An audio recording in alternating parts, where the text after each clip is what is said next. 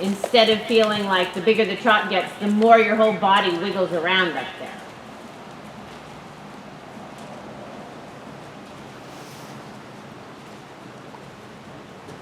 Good. Maybe we should ride a couple walk-trot transitions on this side too. Good boy. Now he's happy to walk. Unlike the beginning. He's like.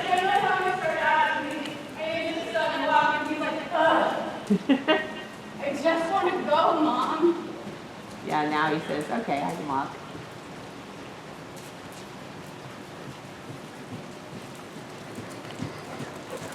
Good. And then sit long enough that he has to question whether you're going to do something else. Or spook. That was cute. That was just like a little dance. Good. And then taller with your body, heavier in the saddle, soft in your hand. Do you want me to walk? To walk, yeah. No pulling. So you did that one from your hand instead of from your body.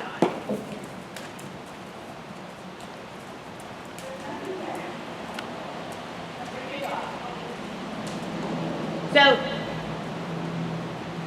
if he kind of checks out on you and just goes into autopilot to where you feel like, okay, I'm going to walk, but he's not listening, try a leg heel step. You know, he's so good about the sideways. Good boy.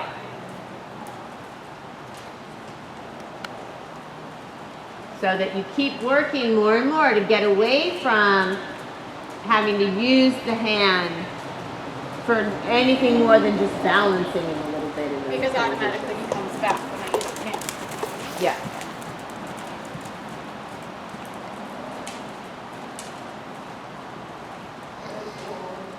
Yeah, good.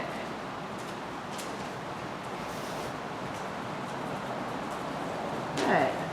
Okay, let's sit again and then do another walk transition, but don't get in a hurry.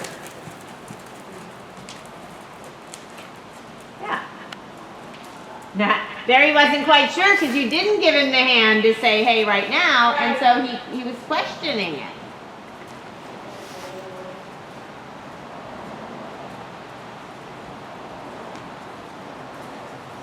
Good. But that too becomes important in being able to moderate how much trot you want, right? You want to be able to collect it up a little bit or send it forward a lot or whatever. Good.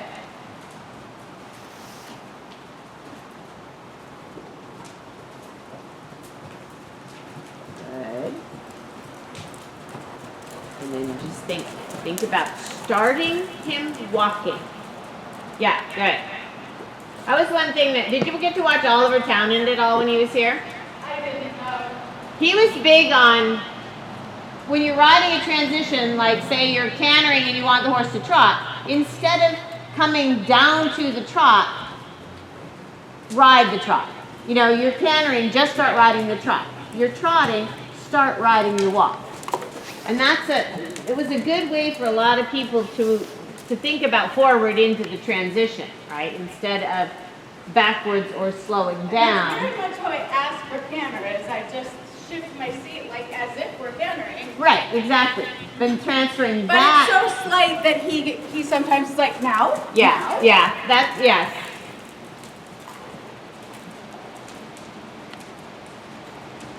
And I find sometimes that's the problem, is that the ask is so quiet that sometimes they just stay in. Yeah, If you just get stiff for a second, which Right. happens. right. So probably trying to add a little bit more to that, like make sure he waits for your leg position to shift and your inside calf to at least your calf muscle to tighten along with the seat. Something like that where to help him solidify that. This particular motion is a canter aid as opposed to, oh, the seat got light, maybe it's a canter aid. Sometimes it's just a pony brain wanting to Yes. imagine what he wants to imagine. Yes, or trying to help you out. Especially when we're first trotting. Yes. Yeah, he does tend to do that.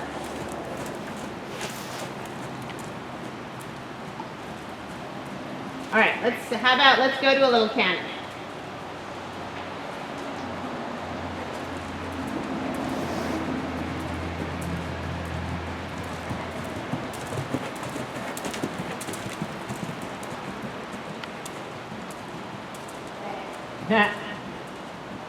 play around a little. So that when he's just exaggerating and yanking at me. Yes. And I tried to be as soft as possible, but at a point, ow. Right. He's got to balance a little bit better here. So let's So do. there, do I ask for a little more inside flexion? He tends to push his head a little to the left. And pull sideways, and then to the left. Yeah. So let's try a couple things. First, I want you to ride him up there, but not with your hand. Thinking that with your seat leg, you want him to come up there a little bit. Now add the inside flexion and spiraling out into that outside rein a little bit. So the twist is the lack of trueness on the outside rein. So is the fact that he bounces, that he over exaggerates the head. The question is, how can we get him more stretched into the outside rein? Just like in the walk, we want that neck for now until he settles down with that, out a little bit longer out there in front of you. What happens if you counter bend him for a few strides?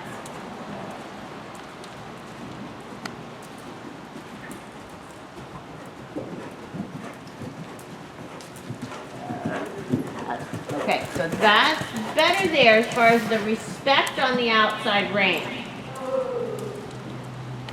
Go ahead and anytime you need to, ride a trot transition to back that up. That you don't mean go blasting forward, but that's better there. So getting him, counter bending him, now do it again. Right, this is there, and then he can straighten out. So as soon as he stops arguing about it, then you're going to allow him to straighten out. But when he starts, then you're going to counter bend him again and add your outside leg to it. So you're telling him that outside hind leg needs to come a little more up. Yep, turning there, and then allowing him to straighten again. Yeah, super right there.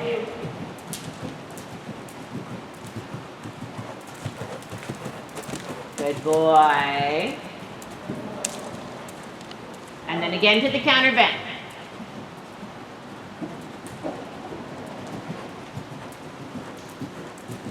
Yep, there, good. And then just kind of quietly allowing him to straighten.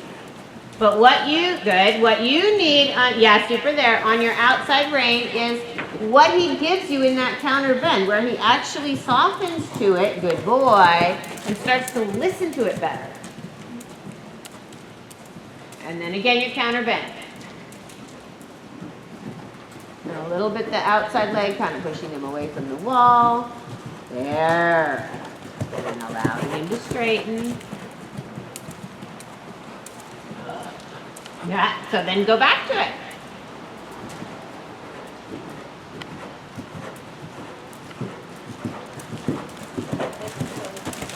Fine, yeah. Well, you did say ho.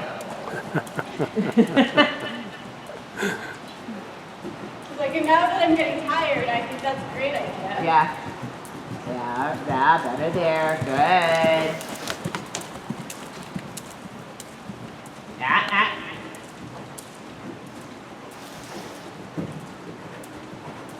Yes, good. Good. Now go ahead and ride a trot transition.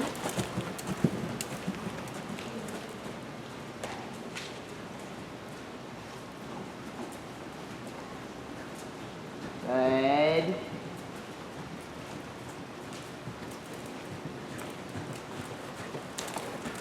Good. Okay, let's let him take a break for a minute.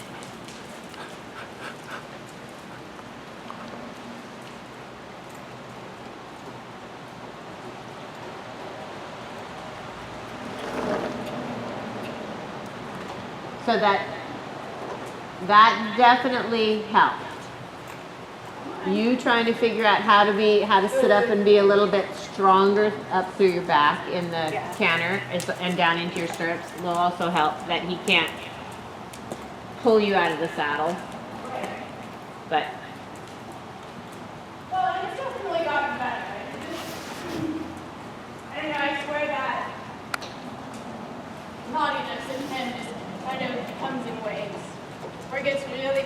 a while. Yeah, and then he starts to get back with the Yeah, program. so spring and fall seem to be his worst for that. So, I mean, I don't feel like what he was doing today was like that bad. No, There's some days where he's like, Right, "Ugh," where and you just right, rooting where you constantly. really, yeah, you can't And hardly I stay was in the going, saddle. oh my God. Yes.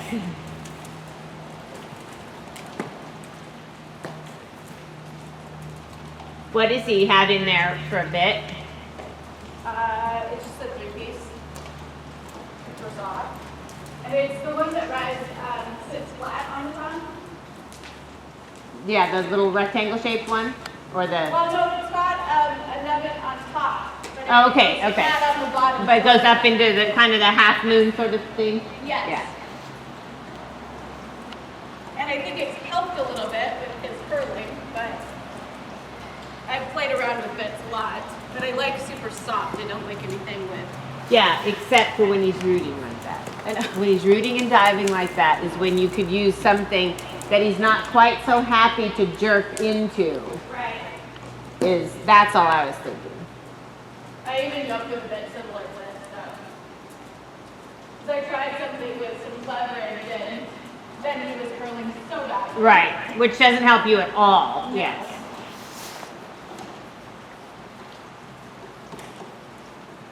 But he can get so bold to the fences, right? Yeah, that's all you need is some curling and bold to the fences. Yeah. Oh, we've had that. Yes, we don't need. At Mercer Place, have you been to Two Mountains? Yeah. He tried to, we were jumping in Oxford, you know where that covered part is next to the arena? Yeah. We were jumping in Oxford right there at the corner of it, at an angle, but we're supposed to go to the right. And I thought we were gonna like land inside that place. Just go in the picnic area. And I was like, oh my God. Talk about getting my heart caught in my throat for a moment. Yeah, really. But he's quick, so we did a spin and still ended up going to the right. Good.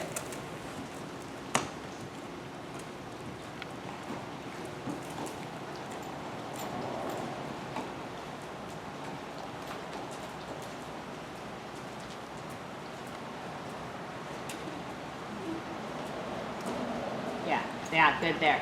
These guys that like to curl like that, they make you want to let go and just drop the contact and try to get them out there. But what they really need is You to keep it and make them go. right to Yeah. keep it, and the quality of the contact makes a huge difference, right? That you can keep your fingers like they are there, or maybe only just a little bit more closed, and that your arms and your seat are really following his neck out when he chooses to go out there.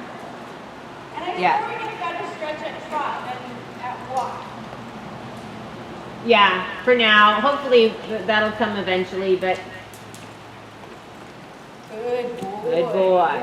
Walk is the hardest because It's boring. it's boring and because there's not enough momentum to, in the trot it's pretty easy to make him want to go out there with his neck by riding forward. Good boy.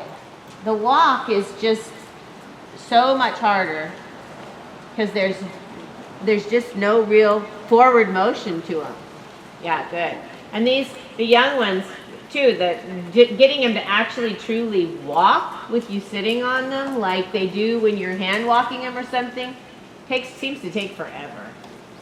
Yeah, well, they both used to, like, literally the moment I hit walk, it was like, I called it their die.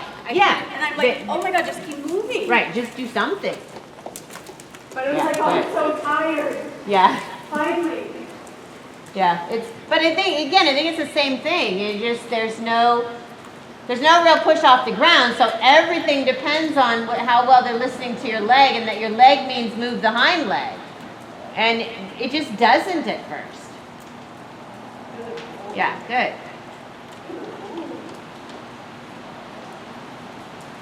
Good.